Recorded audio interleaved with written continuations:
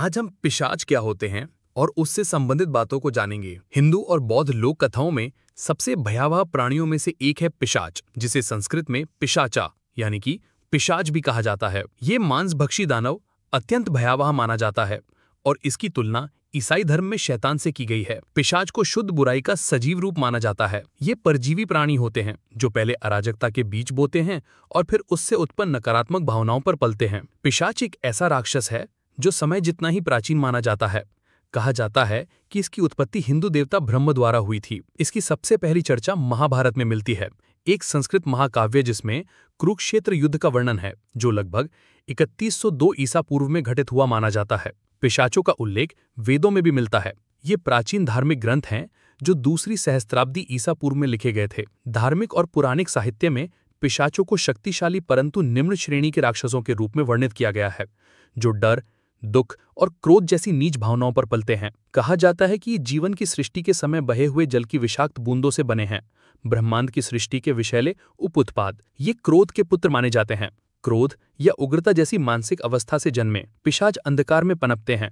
रात के समय ये छाया में छिपकर अपने शिकार को डराते हैं, उसके मन को नकारात्मकता से भरते हैं और फिर हमला करते हैं। ये राक्षस किसी भी स्थान पर रह सकते हैं, लेकिन चौराहों, शमशानों, कब्रिस्तानों और उन स्थानों को प्राथमिकता देते हैं जहां मृत्यु हुई हो या आत्मा शरीर से अलग हुई हो। जहां कभी किसी की हिंसक मृत्यु हुई हो या कोई भयानक त्रासदी घट चुकी हो, वहां का दर्द इन पिशाचों को आकर्षित करता है। जैसे जैसे पिशाच का प्रभाव बढ़ता है, वह अपने शिकार को नशे, व्यसन और आत्मविनाशकारी इच्छाओं की ओर धकेलता है। घर में झगड़े, क्रोध और कटुता फैलती है और सकारात्मक ऊर्जा धीरे धीरे खत्म होने लगती है। पिशाच की नकारात्मक ऊर्जा शिकार को समाज से अलग थलग कर देती है, जिससे वो और भी कमजोर हो जाता है। ये चक्र बार बार दोहराया जाता है जब तक कि व्यक्ति पूरी तरह मानसिक और भावनात्मक रूप से टूट न जाए। अंततः ये नकारात्मकता समुदाय में भी फैलने लगती है। जो भी कोई पीड़ित की मदद करने की कोशिश करता है, वह स्वयं अगला शिकार बन सकता है। पिशाचों का अंतिम उद्देश्य है अराजकता और दुख का प्रसार। ऊर्जा न तो उत्पन्न होती है न नष्ट होती है,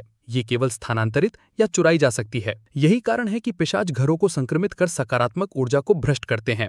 वे अक्सर परिवार के सबसे कमजोर सदस्यों को निशाना बनाते हैं और ईर्ष्या, लालच जैसे साधारण भाव से प्रवेश करते हैं। वे शरीर में प्रवेश कर सकते हैं या अपने प्रियजनों को अपने वश में कर सकते हैं, जिससे शिकार का विश्वास और भावनात्मक संबल टूट जाए।